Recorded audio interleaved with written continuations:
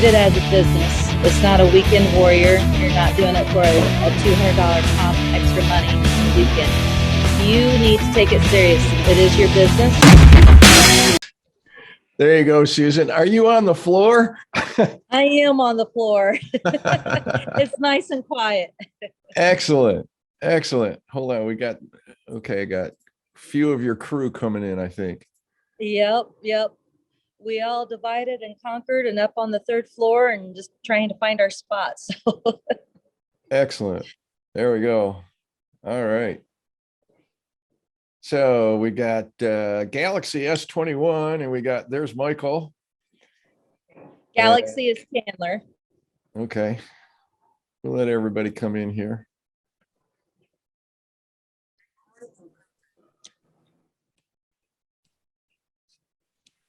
All right. So did you guys go out for breakfast this morning? After Not this.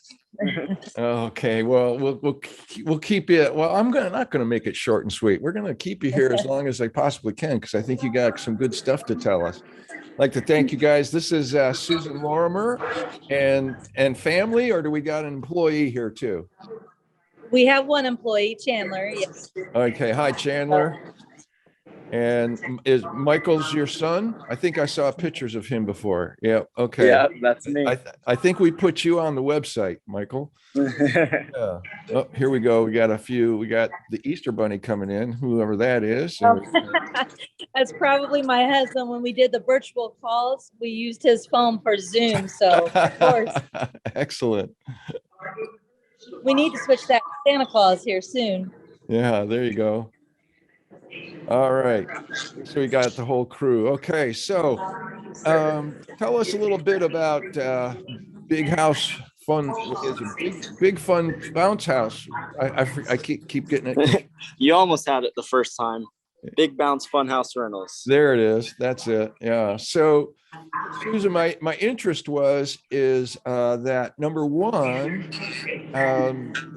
you have now, are you and your husband partners in this, or We have been partners for life, Dave. We started working together when I was 16. Excellent. So you guys got to have a great, strong relationship, because usually married couples in the same business, that's like fireworks, 4th of July. So how do you guys balance that? And Easter Bunny, or Fritz, the Easter Bunny, your name's Steve, isn't it? Nope, it's Andy. Andy, I'm sorry, I got you mixed up with somebody else. Pam. Yeah, Pam's husband. Andy, so I'd like to hear your perspective first, being a man myself.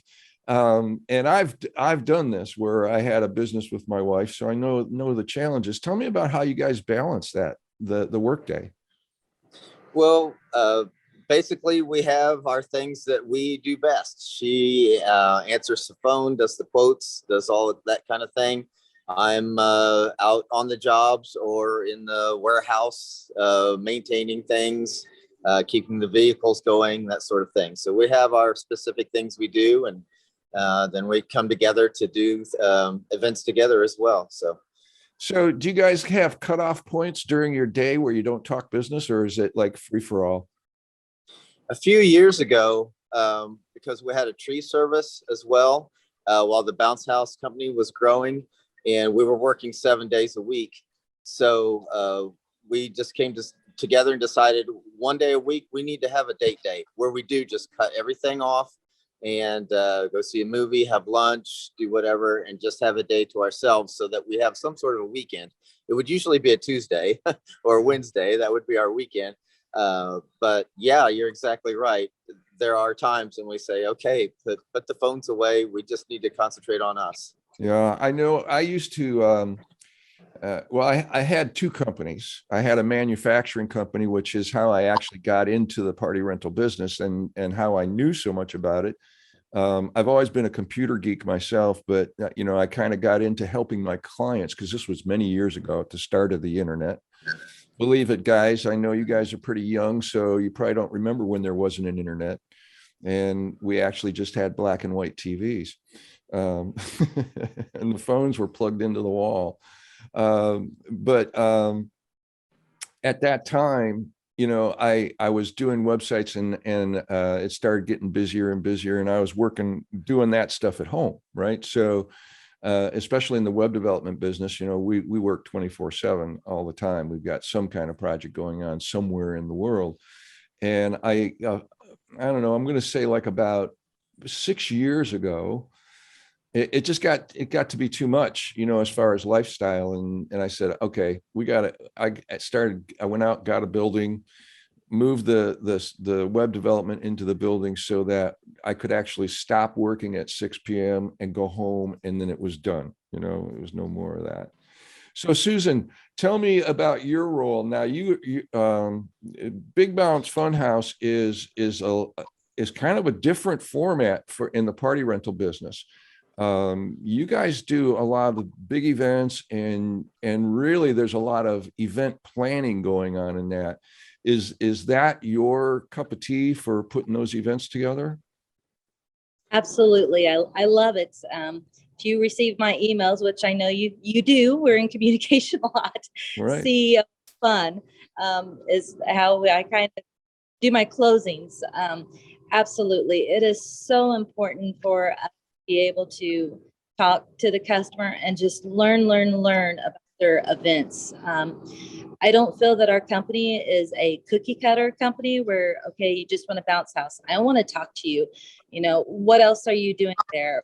What's the age groups coming in? Let's not forget, the older people that are going to be there that may not want to bounce in a bounce house, but hey, they might want a massage chair for them. So I think that's a misconception a lot that people have of just bouncy house for our company, and why wouldn't you, right? With a logo and the name, that's a whole nother story in itself. We never thought that we would, or never envisioned or dreamed we would be where we are today and doing everything that we do. We had the vision of bouncy houses, but it has grown into so much more and evolved over the time. I'm sure, but my kids are on there. Jacob and Michael can tell some stories too of just watching from their perspective. They started with us when, they were in car seats, and today they're, young adults. Right. It has been fun, most definitely. And yes, that is my cup of tea. I want to talk to you. I want to help you plan, and I want to give you ideas that maybe you hadn't thought of yet. And that's just from years of experience and being around the business and seeing how things are done, and offering that opportunity of knowledge. Tell me about whose idea was it to do this in the first place? I was just going in the Wayback Machine here on the internet trying to find the first presentation of Big House or Big Bounce Funhouse. I'll get it right. Yeah, it's a mouthful. And it looked like around 2007, I saw the first website pop up. Is that about the right time that you guys were getting started? That's correct. We actually started in May of 2006, and it was Susan's idea. Susan and I had been talking about how many children we were going to have. We'd had our fourth child, Michael, and we had decided to stop having kids. And then we thought, is there another complementary business we can do along with the tree service we were running at the time to help, our family as well. And she came up with the idea at my 40th birthday party, actually, to rent a bounce house. And we couldn't really find one in the area. And when we did find one, they wanted as much for delivery as they did the rental, which now I can understand. Yeah. But at the time, it's like, she said, why don't we just buy our own and start renting it out? Because she did have some experience with bounce houses. She had worked for a grand rental station, which had tools and wedding supplies and bounce houses as well. So I said, sure, buy two. Let's go. Let's do it. And that's how it started. We bought two bounce houses and a truck just for that business, and started going around on the weekends with our four kids and delivering bounce houses. That's excellent. Excellent. And How long do you think it took you? And the focus of my questions a lot today are going to be about inspiring these new people that come in. Excuse me.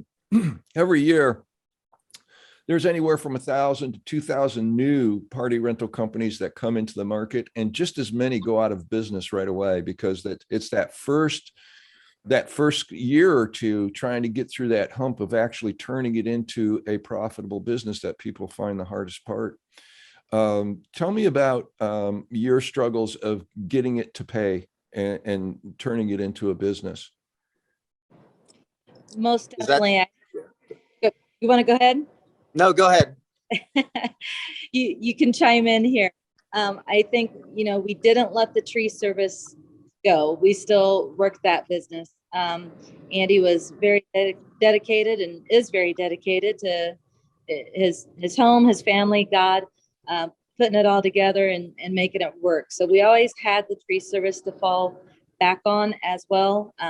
We grew the party rental side slowly, tried to with cash as much as we could and going along the way. So that made a huge difference.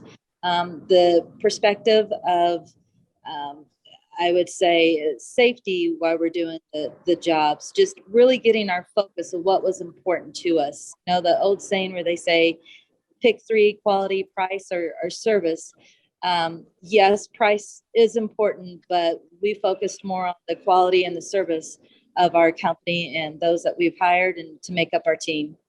Now you guys are located just outside the Indianapolis area. Is that right? We are. Yeah. So are you north or south or east or west, or which part of town are you in? We're west. West. West. Okay. Mm-hmm. Okay. So at that time, I imagine, Andy, that you were running stuff around with a truck or a trailer and trying to get things moving around. When was it before you decided that you needed employees and you needed more vehicles, or the logistics started to become more of an issue for you? It was really, let's say probably the third year. The third year we're in business, because we just had the 2 bounce houses the first year. The second year we bought an 18-foot slide with a pool at the end and a joust arena, and then a popcorn machine, snow cone machine. But that's about all we had for the second year. And then it was the third year when somebody told us about IAAPA, which we still were clueless. We didn't know. It's like, oh, okay, there's a whole organization of this going on. Let's go learn. So we learned a lot. We bought 8 more units when we came down to our first IAAPA show. And that year we got into doing post proms. And that's when we got into needing help for the high school post proms, the through the night type of parties and things like that. So it was the third year before we started doing that. But just like Susan said, as far as growing the business, it took a few years before we did start growing a little faster. But then when we did, we were able to basically live on the tree service and then just take any money that came in with Big Bounce and just kept expanding by cash. And that really did help a lot to not really live on it. It was really till 2017 before we ever started taking any profit. So it was like our 11th year of business before we started taking any profit from Big Bounce Funhouse Rentals. Well, that was good for you guys that you had the tree service, to fall back on. I live up here in northern Michigan, so tree service companies are something we deal with on a daily basis. We live up in the woods. On my property alone, we hacked out a spot to build our house, and we're constantly doing tree management. And we're actually building another house right now, and it's something that these guys up here, I mean, you got to wait 4 to 5 weeks before you can even get them to come out because they're so busy with the tree stuff. So tell me about how you guys decide what's the next area. Well, probably it's different now because having worked on your website, I know you've got just a ton of categories and products and stuff like that. But at a certain point, early on, there was probably a lot of debate about what to buy next and when you could buy it, to have the revenue to buy it and how much to buy. How did you go through that process early on, and how has it changed now? Oh, Go ahead, I Susan. think I can answer that easily. I sell and then I tell Andy what we need to buy. Okay, all jokes aside there, kind of. It is definitely talking to the customers, seeing what you keeping up with IAAPA. And I'll tell you, Jacob and Michael here on the phone, meeting here with us, getting their opinion, talking to our kids. They've worked the business, they're with us, they talk to their friends, their input is important to us, and that's some of the reasons why they're here with us and have been. Jacob is on his fourth IAAPA. Michael, I think, is his second, and Chandler, who's with us, also, this is his first. So it is definitely talk, go to these classes, put the fillers out there, and the marketing, seeing what people want. We try to stay ahead of our industry for that reason. So Chandler, this is your first IAAPA. You're getting kind of an easy entrance into the IAAPA situation because of COVID and whatnot. This particular show was slower than usual. I can tell you that as a fact. I've been I don't know, I think I got my 15-year pin as an exhibitor at IAAPA, so I've seen it all. But I know this year was a little slower because, number one, the international people couldn't get in there. But tell me about what'd you think about walking through those aisles and seeing all that stuff? You're muted, Chandler. Chandler, you're on mute. Okay. How about now? You're good. How about now? Yeah. Okay. Awesome. Yeah, no, it is very, very neat being able to walk through somewhere where you have so many people in the same industry, being able to talk to somebody and not BS. Oh, so what do? You just blow them up? Yeah.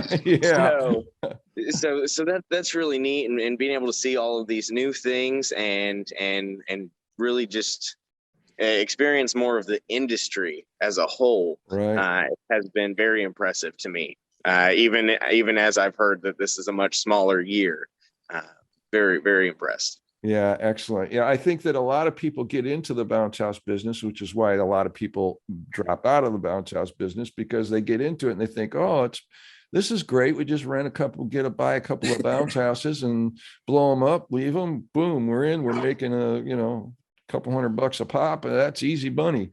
Then they realize, no, it's hard work. What's your role, Chandler, at the company? Yeah, so I guess my best title would maybe be somewhere along the lines of warehouse manager. I guess is what I've heard a few times. I don't know, but yeah, I kind of do a little bit of this, a little bit of that, some tech stuff, loading stuff, and going out leading crews and that kind of thing, and maybe having discussions with Susan and Andy about certain issues or maybe certain future decisions. I like to have the option to put a little input in there, and so yeah, just a little bit of this, a little bit of that. Yeah, you're probably going to want to drill down on that roll situation there. I saw Andy roll his eyes there for a second going, what? I'm just teasing you. So tell me, I got Jacob and Michael here. What's your first memory of the company? Because you guys were pretty young at that time. Oh, okay. So my first memory of the company, this isn't an actual event, but we used to have a little white van. We called it the creeper van. Yeah. All right. And basically the kids would ride in the back, the parents are up front, but whenever the doors were closed, there was a divider behind the two back seats. And whenever they would close that divider, it would be pitch black in the back. And so I just remember all the kids riding back there, and then, the parents think it's funny and they close that door and it's all pitch black. And now the kids are all screaming on their way to the event to set up some bounce houses. Yeah. But yeah, that, and I remember just being in elementary school and going to work like a post prom or something. And I'm getting to tell all these high school students what to do, you know, and be able to yell at them. And what are they going to say? Nothing. Excellent. So Jacob, are you the older brother or the younger brother here? I'm the older brother. Okay. What was your experience like when the company came around? My earliest memories of the company, I remember whenever we got the first two bounce houses and we were operating out of our garage. I remember whenever we bought the bounce house the first time, it was in our front yard for like 2 weeks straight.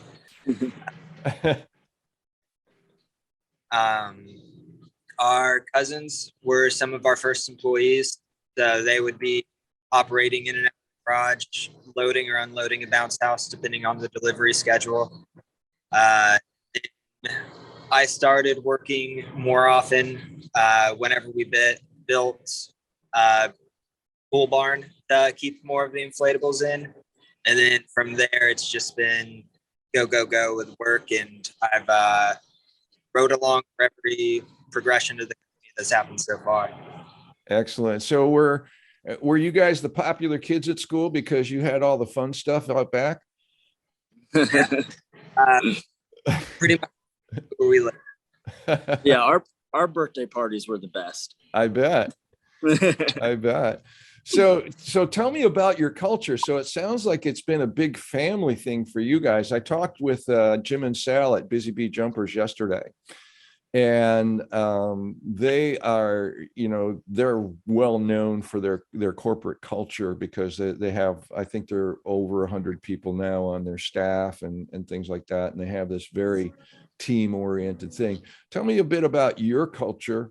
And it can be Susan, you or Andy, whoever, you know, wants to jump in on this. I'm interested in how you manage or let's say grow your culture at Big Bounce Funhouse, and how you manage that situation and keep the enthusiasm with employees. Andy, you or me? Go ahead, because I would just say fear and intimidation. So you probably have a better answer.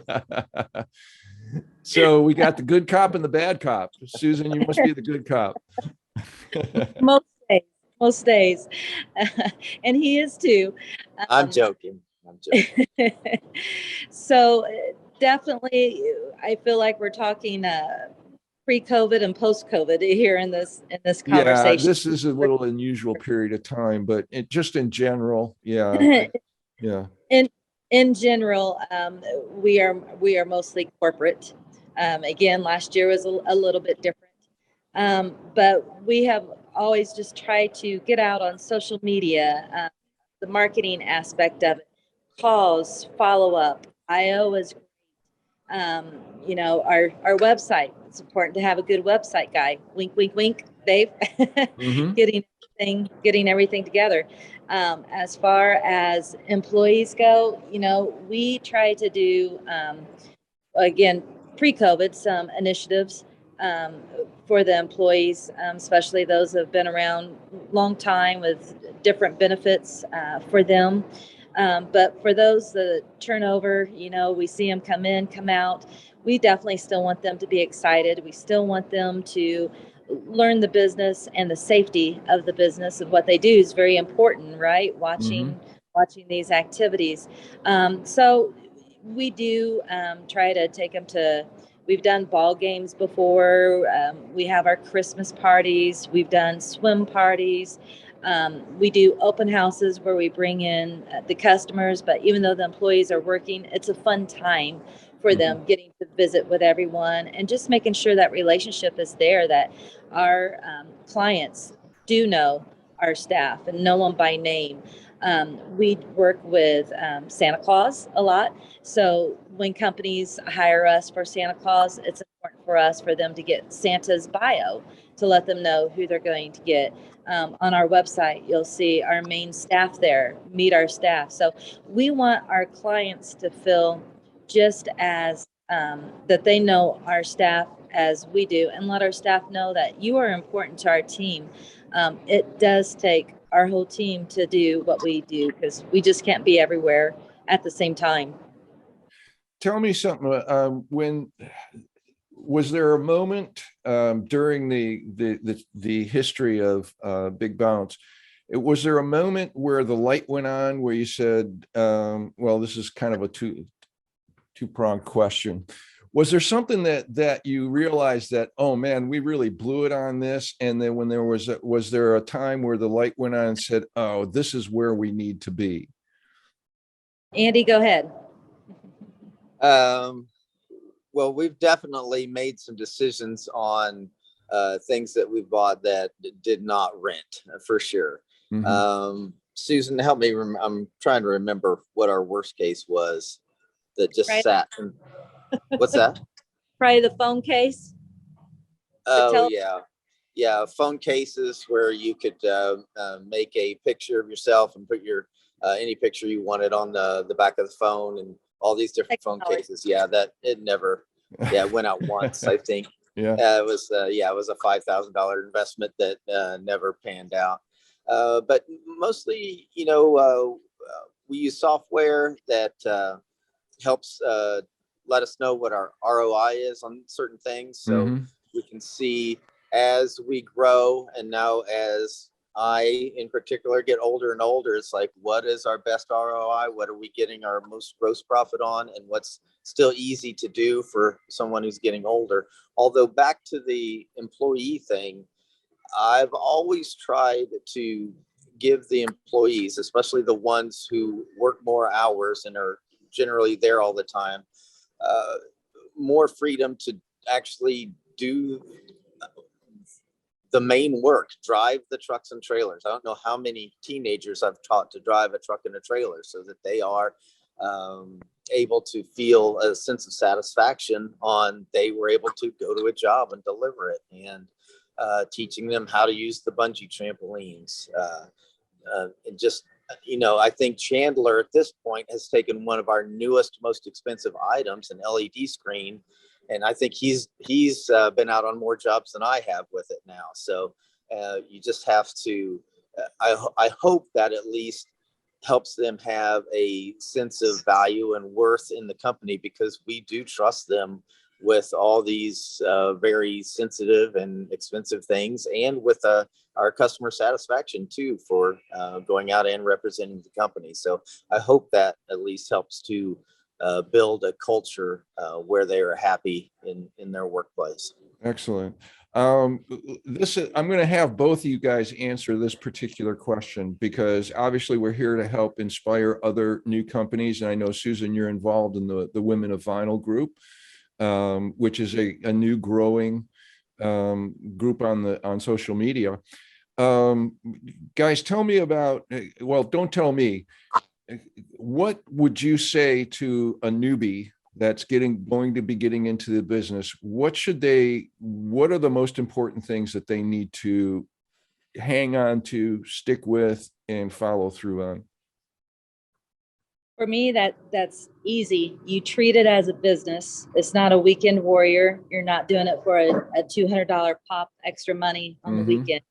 You need to take it serious. It is your business. You make sure that you're insured. You run it as a business, and then you grow it as you can.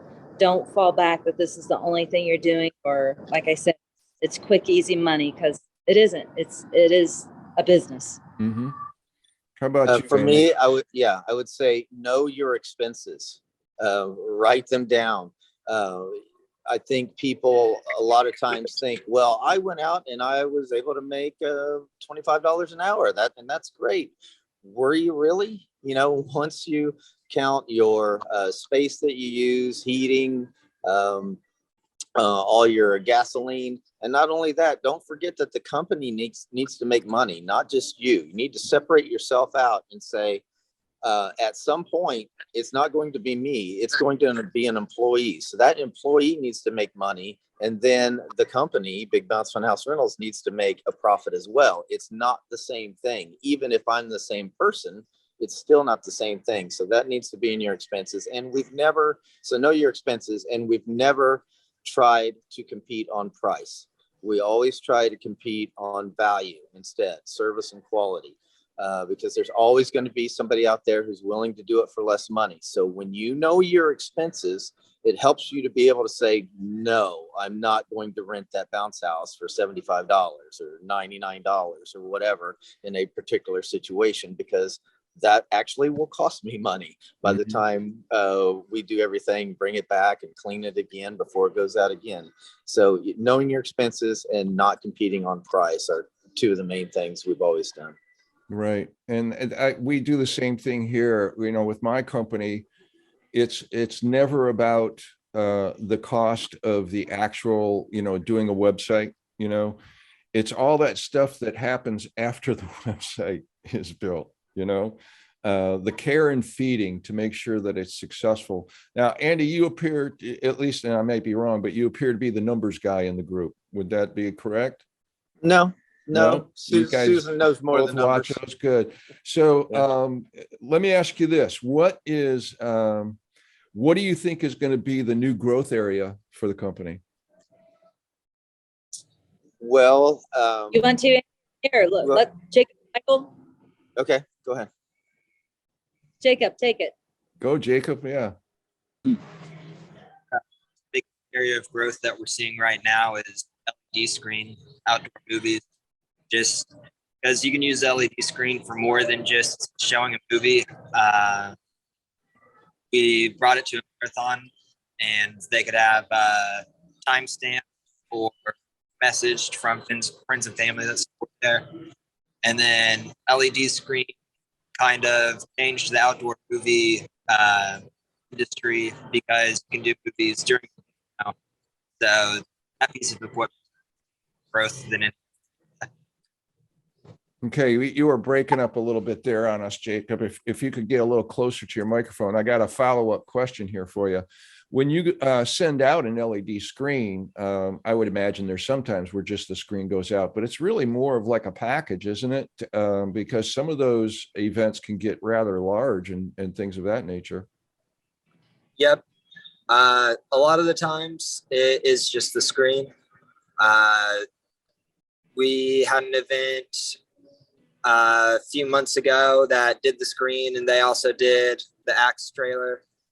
So larger events, corporate events, entertainment events for adults instead of just kids. We've been seeing more growth there than the backyard party area. Mm-hmm. So when they go out, are you doing what's the most common thing that it goes out for? I know the mobile pop-up drive-in is one thing, but are people showing just a lot of movies, or are they using it to reproject an event or something like that, like a band with a background, or speakers with large LED screens? Yeah, the event we did a couple months ago, the one that had the Axe, was for a blues concert in Brownsburg, and we filmed them as they were performing, and then right beside the stage, the musicians were on screen, so everyone in the back could have as good of a view as the people in the front. So it can be used for that. It is mostly movies. And a lot of drive-ins. I'd say drive-ins are the most popular use. Tell me about when people are doing the movies, and this is something that a lot of people don't know about. And we've actually tried helping people that are getting into like the inflatable movie screens and these LEDs about the licensing. When you're showing a movie, at an event like that, you have to get the licensing for it. How active are you guys in doing that, or do you let the customers just handle it? I'll let one of my parents take that. Susan, take over. Yeah, we are very active in that. Whenever we are talking to our customers who say that they want to do a movie, again, that's the say, I want to talk to them. I want to find out. So I start asking them all sorts of questions of what movie are they showing? Do they know about movie license? Are they charging? I'm not the movie licensing company at all, but I am an educator for them, and our name is there as well. So yes, the short answer is they do need their movie license if they're doing a public event like that. And at that point, I will either tell them, I will tell you how to do it yourself. I'll give you the website to go to. I'll tell you the people to talk to, or we will do it for you and hold their hand. If we do it for them and hold their hand, what we do is I reach out to the movie license company and I talk to them. I let them know exactly who the customer is, how many people they're expecting, what date, what movie, and they give me a price. They're not giving me any special deal. They're giving me the same price that they give you. And then Big Bounce or Fun Flicks, which is our company as well, will take that same number and say, here you go. This is what it is. If you want us to continue the process and fill out the paperwork for you, we charge an administration fee to do that. But for you, it's a one-stop shop if you so choose to do that, and totally turnkey event. So we show up, we'll do the movie, we'll have the movie for you.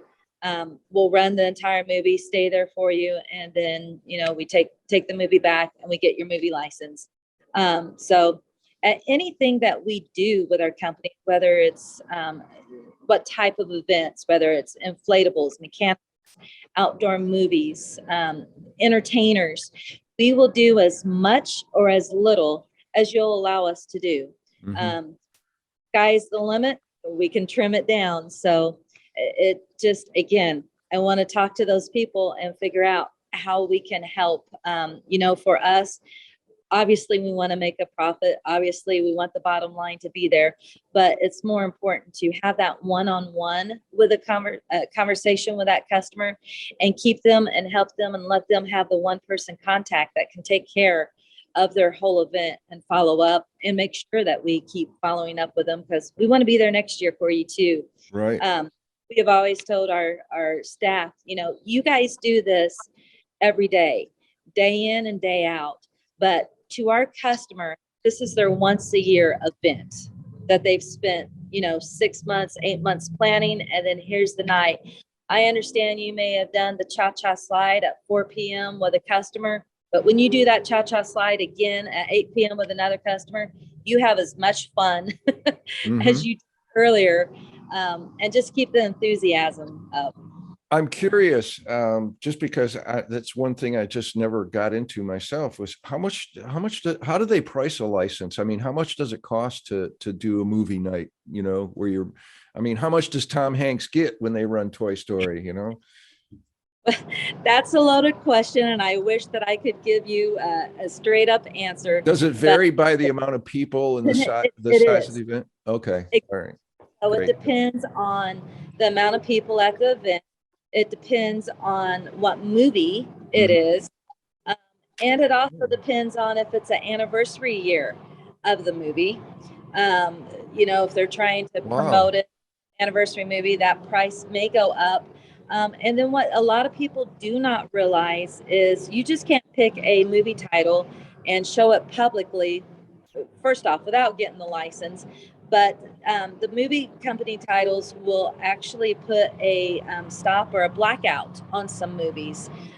For instance, Top Gun right now, you can't show it because they're working on another Top Gun. So, always talk out those logistics. I think that's interesting. A scary thing for some people, but it's not scary. You just have to have that relationship there with a movie license company, and it's easy to do. So talk to your friends. We'll help you.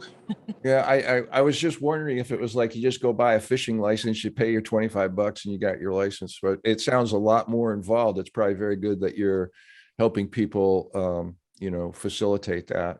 Michael, I have a question for you. All right, let's hear it. Probably you and Jacob, because at some point, you can see I'm an older guy. I'm getting ready to retire, so I'm prepping my company for the next generation to take over in the next few years. Right. At some point, we're going to just be talking to you and Jacob. And so tell me something. I'm sure you guys have been around the block a few times now, even though you're still really young.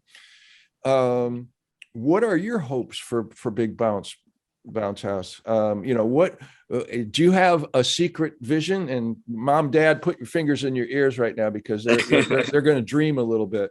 What do you guys see for the future of the company when you're calling the shots? Yeah, so for me, I think just moving more into specialty items and getting out to, not saying that we don't already do big jobs, but Mhm. going out and just taking it to the next level. And again, with the quality of the service. But as far as it is for me with the company, honestly, I'd love to come back and work for them, but I don't want to run it. Aha. I've seen what it takes, and I know I could do it if I needed to, but I would just rather be an employee for it and just come back every now and then. Well, that may change in a few years. How about you, It Jacob? may. I also think that we should go more in the directions of specialty items. Now, when Maybe you have guys say specialty items, what do you refer to as a specialty item? Like the axe throwing thing or something like that? Or right, Yeah. like not a bounce house, Mhm. something mechanical, something that will make a lot of money with one rental. Mhm. So I think if we could have inventory of enough of those items, and then just another part of the vision is to streamline as much as possible from the customer placing their order to the employee that goes out on the order, just to have as much automated as possible and remove myself from the process as much as possible. Not have to spend time every day on working out the details. Good. That's great. So we're going to wrap this up here, guys. I know you guys want to get back into the show. Have you bought anything yet? We have it. It's a surprise. Stay All tuned. right. Well, I'm sure I'll hear about it first, as soon as you guys get home, so we can get it up on the website. Thanks so much. I love having the whole family here. It's been a real interesting chat, and I'm sure people are going to find it fun. We'll be reposting this as soon as we process the videos and stuff from the show. Any last things that you want to tell us about your excitement for the coming season? You know, as far as being excitement, that this goes back to a conversation before, but it was just something that popped in my mind. You know, we're proud of our kids, right? As far as being a family, we used to go out together as a family, and that's great, and it's awesome when we can still do it. But at this point, you know, all of our kids are driving and leading crews themselves, so it's a real treat when we're together. But we were talking about, you know, Chandler taking the screen, and you know, you're really trusting certain people with this amount of money and to go and do these events. But two quick stories. You know, Jacob has been driving the trucks and trailers since a very young age. And we've relied on him to drive the big trucks and trailers and go lead those crews. But Michael as well, even before he had his driver's license. Now, I didn't say his permit, but his license. He would have his permit, which means he could drive by himself. Or with And I'd have that truck and trailer. But we would have to send Michael with just his permit with a truck and trailer to go deliver something, and maybe have the employees who are old enough to drive but couldn't drive the truck and trailer in another carpool situation because they couldn't drive the truck and trailer. So here we have someone with a permit driving it and taking care of things with the other chaser car behind it. I think he just came home probably 2 weeks ago or so, Michael, and he was telling a story of an older gentleman who couldn't back up his truck and trailer. Yeah. Michael just He had do to it have me for do him. it for him. How about you, Andy? You looking forward to the start of the season? Yes, and just to kind of elaborate on what Jacob was saying on the specialty items, we do have some things that other typical bounce house companies may not have, which is again large LED screens on trailers, and now over 8,000 square feet of synthetic ice that we take and do rinks all over the Midwest with. So those are probably the future direction of our company. And also Jacob has bought his own rock wall and his own bot boxer, which are two items that he has. So he's actually started to actually become more of an entrepreneur on his own in that way too. That's great. That's exciting. Well, congratulations on making it all work as a family. You guys have been real interesting to talk to and entertaining as well. So I wish you all the luck for this upcoming season. Enjoy the show. And I'm sure we'll be talking to you soon as we get ready to open up the season on the website. Thanks, Okay. Dave. All right. Good to see you guys. Thank you. Bye.